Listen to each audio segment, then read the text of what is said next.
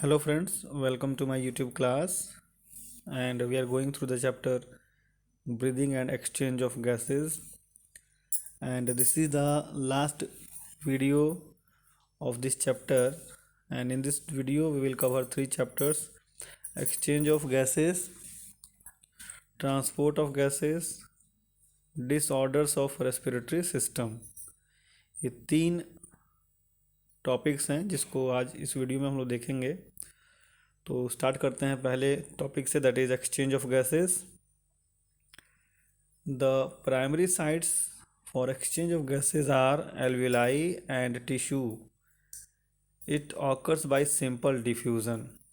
तो जो alveoli है और उसके साथ जो लगे हुए टिश्यू हैं उनके बीच में एक्सचेंज ऑफ गैसेस होता है और बिल्कुल सिंपल डिफ्यूज़न मेथड से होता है। And it is mainly based on pressure gradient और कंसंट्रेशन ग्रेडियंट।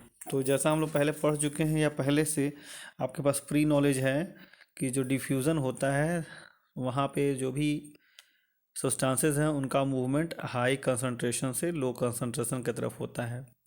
तो यहाँ भी बिल्कुल वही बात है, जिधर गैसेस का ज़्यादा कंसंट्रेशन होगा उधर का प्रेशर ग्रेडियंट ज़्यादा होगा, और जिधर कंसंट्रेशन गैसेस का कम होगा उधर प्रेशर ग्रेडियंट कम होगा। मीन्स दोनों का जो डिफरेंस होगा that is called as pressure gradient. जिधर ज़्यादा गैसेस हैं जिधर कम गैसेस हैं, दोनों का जो डिफरेंस है वो प्रेशर ग्रेडियंट है, और उसी के अकॉर्डिंग मूवमेंट ऑफ गैसेस होता है। तो the factors that effect the rate of diffusion are. तो पहले तो ये डायग्राम देख लीजिए। ये वो डायग्राम है जहाँ पे एक्चुअल में एक्सचेंज ऑफ गैसेस होता है। आप देख रहे हो एल्वियोलर कैविटी है। एल्वियोलर कैविटी हमारे लंग्स के अंदर होता है, जहाँ पे हम एटमॉस्फेयर से ऑक्सीजन लेके अंदर लेके जाते हैं। और एल्वियोलर कैविटी से ही लगा हुआ पल्मोनरी आर्टरी है या पल्मोनरी कैपिलरी है, जिसमें से बॉडी से ब्लड आता है और फिर बॉडी में ब्लड ऑक्सीजनेटेड होकर के जाता है। तो एक्चुअल में जो जंक्शन है बिटवीन एल्वियोलर कैविटी और पल्मोनरी वेन, यहीं पर एक्सचेंज ऑफ गैसेस होता है। तो यहाँ की क्या प्रॉपर्टीज़ होनी चाहिए ताकि एक्सचेंज ऑफ गैसेस बिल्कुल फ्रीली और इजीली हो सके? तो द प्रॉपर्टीज़ आर या the factors that effect the rate of diffusion here are thinness of membrane. ये जो मेम्ब्रेन है, दोनों मेम्ब्रेन एल्वियोलर सैक का और कैपिलरी जो पल्मोनरी कैपिलरी है उसका थिननेस जितना पतला रहेगा उतना ही अच्छा डिफ्यूज़न होगा। Then permeability of the membrane, membrane जितना परमेबल होगा उतना ही मैक्सिमम डिफ्यूज़न हो पाएगा। Surface area of membrane, surface area ज़्यादा होना चाहिए ताकि मैक्सिमम एयर का डिफ्यूज़न हो सके। सॉल्युबिलिटी ऑफ गैसेस, जो गैसेस हैं that is CO2 and O2, उनकी सॉल्युबिलिटी भी डिफ्यूज़न रेट को यहाँ पर डिसाइड करती है। और पार्शियल प्रेशर जो मोस्ट इंपॉर्टेंट है, partial pressure differences of the gases on the two sides of alveoli. तो एल्वियोलाई के दोनों साइड्स पे मीन्स पल्मोनरी कैपिलरी में और एल्वियोलर कैविटी में जो गैसेस हैं उनका जो पार्शियल प्रेशर डिफरेंसेस है वो भी डिफरेंसेस अच्छा है तो अच्छी मात्रा में डिफ्यूज़न होगा, और डिफरेंसेस अगर कम है पार्शियल प्रेशर का तो उतना ही कम डिफ्यूज़न होगा। तो these are the different factors that affect the rate of diffusion across the alveolar cavity and the pulmonary, sorry, across the alveolus and pulmonary capillary. Now exchange of gases between alveoli and the blood. This exchange between lung, alveoli and pulmonary capillary is called external respiration. तो जो lungs के alveoli और blood के बीच exchange हो रहा है इसको simple language में एक्सटर्नल रेस्पिरेशन बोलते हैं। The alveolar wall is very thin with a rich network of blood capillaries. It is also called as respiratory membrane. तो एल्वियोलर वॉल जो है बहुत ही थिन होता है और उसमें ढेर सारी कैपिलरीज होती हैं और इसलिए इसको रेस्पिरेटरी मेम्ब्रेन भी बोलते हैं। Alveolar epithelium, epithelium basement membrane, interstitial space, capillary basement membrane, capillary endothelium forms a membrane of about 0.2 mm thickness. This membrane has a limit of gaseous exchange between alveoli and pulmonary blood. It is called diffusing capacity. It is the volume of gas that can diffuse through membrane per minute. तो जो diffusion capacity है उसका मतलब क्या है कि that is the volume of gas that can diffuse through the membrane per minute for a pressure difference of 1 mmHg. So this how the gases get exchanged between alveoli and blood at a particular pressure. किसी particular pressure पर सोचें तो difference of at a particular pressure difference, किसी particular pressure difference पर the diffusion of carbon dioxide is 22 to 25 times. यहाँ पे column नहीं लगा है, तो that is 22 to 25 times faster than oxygen. तो CO2 का डिफ्यूज़न जो है बहुत फास्टर होता है as compare to oxygen. The amount of that can diffuse through the membrane per unit difference in partial pressure is much higher as compared to oxygen. तो इसलिए जो कार्बन डाइऑक्साइड का डिफ्यूज़न रेट है वो oxygen से कई गुना ज़्यादा होता है. Partial pressure of oxygen and carbon dioxide at different parts involved in diffusion is compared to those in atmospheric are as follow. तो ये जो नीचे टेबल दिया गया है इसी टेबल से आप बिल्कुल अच्छे से समझ सकते हो कि कैसे जो ऑक्सीजन है और CO2 का एक्सचेंज होता है between the alveolar sac and the blood capillary. तो यहाँ देखिए दो गैसेस दिए हुए हैं, that is CO2 and O2. Atmospheric pressure हम शुरू से देख रहे हैं, जो ऑक्सीजन का है 159 है और CO2 का 0.3 है. एल्वेलाई में आते हैं तो 104 है और CO2 का 40 है. तो यहीं से देख लेते हैं कि 159 एटमॉस्फेरिक प्रेशर ऑक्सीजन का और एल्वेलाई में 104 है. तो यहाँ पे एक प्रेशर ग्रेडियंट डेवलप होगा जिसके चलते एटमॉस्फेरिक एयर जो है या ऑक्सीजन एल्वेलाई में जाएगा. फिर आगे बढ़ते हैं, एल्वेलाई में 104 है, हम केवल ऑक्सीजन की बात कर रहे हैं, आप लोग ध्यान दीजिएगा टेबल पर कि एल्वेलाई में ऑक्सीजन का प्रेशर 104 है और डीऑक्सीजनेटेड में ये 40 है. तो अपने आप 104 से 40 तक मूव करेगा, यानी डीऑक्सीजनेटेड ब्लड में ऑक्सीजन पहुंच जाएगा. नाउ तो उसी तरह से CO2 को देख लेते हैं. CO2 जो है एल्वेलाई में 40 है और एटमॉस्फेयर में 0.3 है. तो एल्वेलाई में प्रेशर ग्रेडियंट ज़्यादा है, इसके चलते हम रेस्पायर आउट करते हैं कार्बन डाइऑक्साइड. इसको और अच्छे से समझते हैं.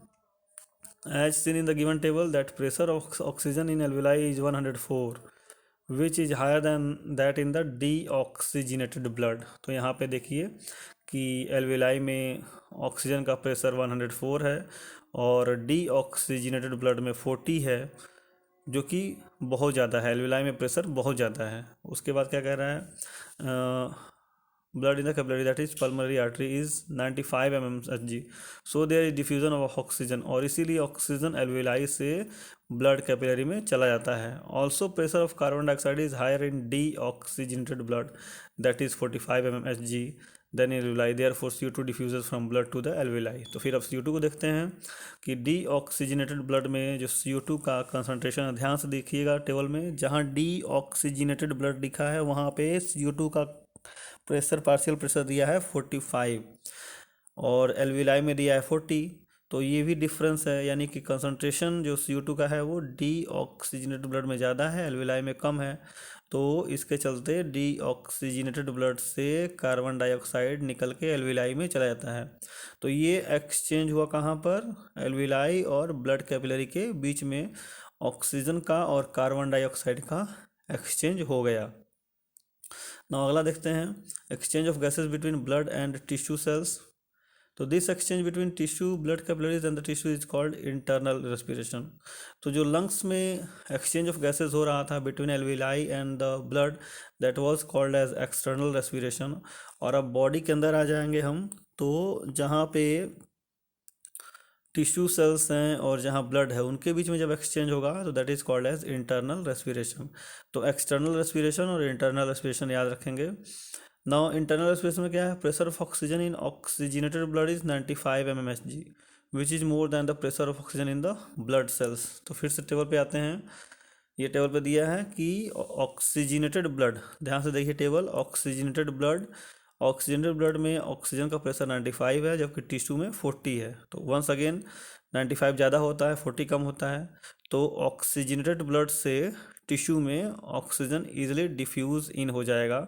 और उसी तरह से नीचे देखते हैं कि टिश्यू में जो कार्बन डाइऑक्साइड का प्रेशर है वो 45 है, जबकि ऑक्सीजनेटेड ब्लड में जो कार्बन डाइऑक्साइड का प्रेशर है वो 40 है। तो दैट मीन्स कि टिश्यू से कार्बन डाइऑक्साइड ब्लड में ईजिली डिफ्यूज़ इन हो जाएगा।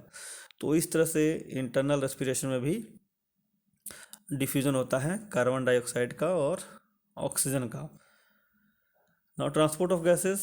Blood carries oxygen from the lungs to tissue cell for oxidation and carbon dioxide from tissue cell to the respiratory surface for elimination.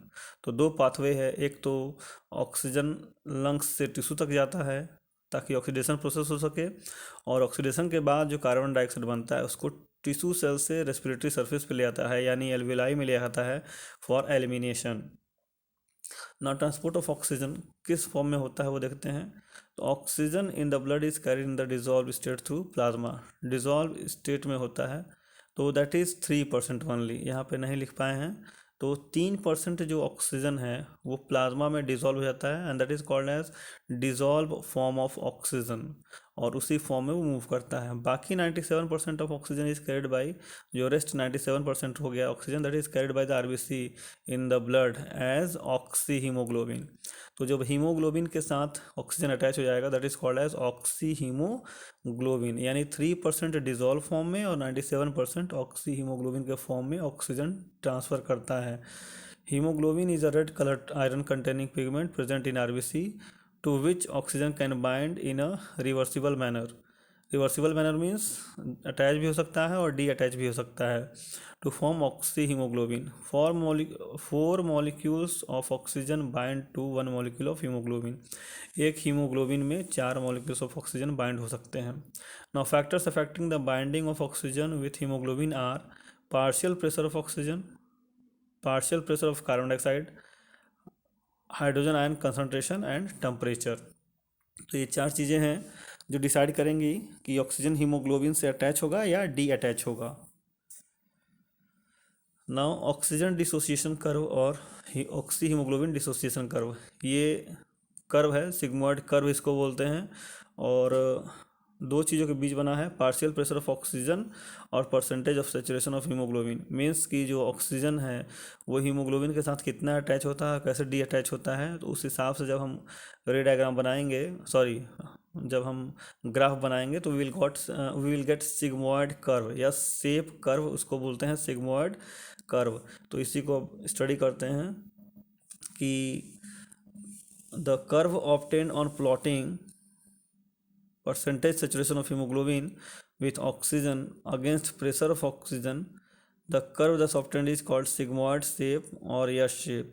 तो जब भी हम एक प्लॉट बनाएंगे, एक ग्राफ बनाएंगे between partial pressure of oxygen and percentage of saturation of haemoglobin, we will got S shape graph और it is called as sigmoid curve graph under normal condition. This curve is useful in studying the effect of factors. ये जो curve है हमको study करने में help करता है किस किस फैक्टर्स को, जैसे कि प्रेशर है, कार्बन डाइऑक्साइड है, H+ कंसनट्रेशन है, टेम्परेचर है, एक्सेट्रा। तो अलग अलग फैक्टर्स को हम इस ग्राफ से स्टडी कर सकते हैं कि वो अलग अलग फैक्टर्स हीमोग्लोबिन और ऑक्सीजन के एसोसिएशन और डिसोसिएशन को कैसे इफेक्ट करता है। The lower part of curve indicate dissociation of oxygen from haemoglobin while upper part curve indicate the acceptance of oxygen by hemoglobin। तो यहाँ लोअर पार्ट है वो डिसोसिएशन शो कर रहा है और जो अपर पार्ट है वो डी एसोसिएशन शो कर रहा है। मीन्स नीचे डी एसोसिएट हो रहा है, ऊपर एसोसिएट हो रहा है। Now the oxygen haemoglobin dissociation curve is shifted either to the left और राइट बाय वेरियस फैक्टर्स। तो यहाँ पे डॉटेड स्ट्रक्चर देखिए, या तो लेफ्ट के तरफ या तो राइट के तरफ ये थोड़ा सा शिफ्ट हो सकता है। जो यस शेप है या तो राइट की तरफ शिफ्ट होगा या तो लेफ्ट की तरफ शिफ्ट हो सकता है, और वो अलग अलग फैक्टर्स डिसाइड करते हैं कि कर्व लेफ्ट की तरफ शिफ्ट होगा कि राइट की तरफ शिफ्ट होगा। तो क्या क्या है देखते हैं। शिफ्ट टू लेफ्ट, अगर लेफ्ट की तरफ शिफ्ट हो रहा है तो क्या इंडिकेट कर रहा है, association of oxygen by haemoglobin, मतलब हीमोग्लोबिन और ऑक्सीजन का एसोसिएशन हो गया। और कब होता है, it occurs in the alveoli, जहाँ पे क्या क्या फैक्टर्स होना चाहिए, लो प्रेशर ऑफ CO2 होना चाहिए, हाई प्रेशर ऑफ ऑक्सीजन होना चाहिए, लेच एच प्लस कंसनट्रेशन होना चाहिए और लो टेम्परेचर होना चाहिए। तो ये फैक्टर्स फेवर करेंगे कि ऑक्सीजन जो है हीमोग्लोबिन से बाइंड हो जाए। और जब ऑक्सीजन हीमोग्लोबिन से बाइंड होगा तो जो ग्राफ है वो that will shift little bit to left. अब नाउ शिफ्ट टू राइट, तो शिफ्ट टू राइट बिल्कुल इसका अपोजिट होगा, that indicate dissociation of oxygen from haemoglobin, यानी कि हीमोग्लोबिन से ऑक्सीजन डी एसोसिएट हो गया। और it occurs in the factors, कौन कौन से फैक्टर्स होंगे इसके लिए, बिल्कुल अपोजिट फैक्टर्स होंगे जो अभी हमने ऊपर पढ़ा, that is low pressure of oxygen, high pressure of carbon dioxide, low pH and high temperature. This clearly indicates that oxygen get bound to the hemoglobin on the lung surface and dissociate at the tissue level। तो इस graph से हमको ये भी समझ में आ रहा है कि ऑक्सीजन हीमोग्लोबिन से बाइंड करता है लंग्स में और टिश्यू में पहुंचते ही ऑक्सीजन हीमोग्लोबिन से डी एसोसिएट हो जाता है। Now transport of carbon dioxide, तो 7% carbon dioxide that is carried in the form of dissolve form, 7% carbon dioxide dissolve form में मूव करता है through the plasma because of its high solubility. और 70% जो carbon dioxide है वो bicarbonate के form में ट्रांसफर होता है, मूव करता है बॉडी में। और बाकी जो 20 से 25% कार्बन डाइऑक्साइड बचा वो हीमोग्लोबिन के थ्रू मूव करता है। और हीमोग्लोबिन से जब अटैच होता है, जैसा कि अभी हमने पढ़ा कि जब ऑक्सीजन हीमोग्लोबिन से अटैच करता है तो दैट इज़ अनदर थिंग। और यहाँ पे जब कार्बन डाइऑक्साइड अटैच करा that is called as carbaminohaemoglobin. Now Haldane effect, एक वर्ड है Haldane effect, state that binding of oxygen with haemoglobin tends to displacement of carbon dioxide from the blood. Regulation of respiration, the respiratory rhythm center is composed of a group of neurons located in the medulla oblongata and pons varoli। तो rhythmic centre है, respiratory rhythmic centre है जो हमारे respiration को control करता है। तो इस रेस्पिरेटरी रिदमिक सेंटर में कीमो सेंसिटिव एरिया है जो कि वहीं लोकेटेड है और वो बहुत ही सेंसिटिव होता है CO2 और H प्लस कंसनट्रेशन का। और जैसे ही CO2 या H प्लस कंसनट्रेशन थोड़ा सा भी अप एंड डाउन होता है तो वो नेसेसरी स्टेप्स ले लेता है कि क्या करना है, मतलब रेस्पिरेशन को इंक्रीज़ करना है या डिक्रीज़ करना है। और उसके बाद large number of chemoreceptors are located in carotid body, जो कैरोटिड बॉडी है, कैरोटिड आर्टरी है, जो मेन आर्टरी है हमारा, उसमें भी कीमो रिसेप्टर्स लगे हुए हैं। वहाँ भी थोड़ा सा भी अगर H प्लस कंसनट्रेशन और CO2 कंसनट्रेशन गड़बड़ होता है तो वो नेसेसरी सिग्नल्स ब्रेन को भेज देता है कि जस्ट रेगुलेट द रेस्पिरेशन को रेगुलेट करने के लिए। तो आप लोग देखते हो कि हम लोग बहुत ज़्यादा भागते हैं, दौड़ते हैं, तो हमारा रेस्पिरेशन रेट इंक्रीज हो जाता है और ऐसे हमारा नॉर्मल रेस्पिरेशन चलता रहता है। तो this all is being controlled by the brain and the chemo receptors. Now disorders of the respiratory system, this is the last topic कि कौन कौन से डिसऑर्डर्स हैं हमारे रेस्पिरेटरी सिस्टम के। तो पहला रेस्पिरेटरी सिस्टम का जो डिसऑर्डर है वो है अस्थमा। तो you are knowing very well, asthma को तुम लोग जानते हो, आप सब जानते हो। अस्थमा में क्या होता है, that is difficulty in breathing, सांस लेने में बहुत ज़्यादा दिक्कत आता है। और क्या सिम्टम्स हैं, coughing, excess amount of mucus clog the bronchi and bronchioles. इससे कैसे बच सकते हैं, by avoiding exposure to the allergies. तो जिस एलर्जी से अस्थमा आपको होता है उस एलर्जी से अपने आप को बचा के रखना चाहिए। और दूसरा है इम्फाइसीमा। इम्फाइसीमा में क्या होता है, दैट इज़ इन्फ्लेशन, मतलब फूल जाता है क्या चीज़, ब्रोंक्यूल्स और एल्वियोलर सैक। और सिम्टम्स क्या क्या हैं इसके चलते, क्या होता है, जो surface area of gases exchange है वो रिड्यूस हो जाता है और सांस लेने में दिक्कत होता है। तो होता कैसे है, ये सिगरेट स्मोकिंग से होता है, इसलिए सिगरेट स्मोकिंग नहीं करना चाहिए। सिगरेट स्मोकिंग कंटिन्यूस करने से इम्फाइसीमा होता है। ना ऑक्यूपेशनल रेस्पिरेटरी डिसऑर्डर्स, तो occupational respiratory disorders occurs to those employees who works in grinding और स्टोन ब्रेकिंग इंडस्ट्रीज़।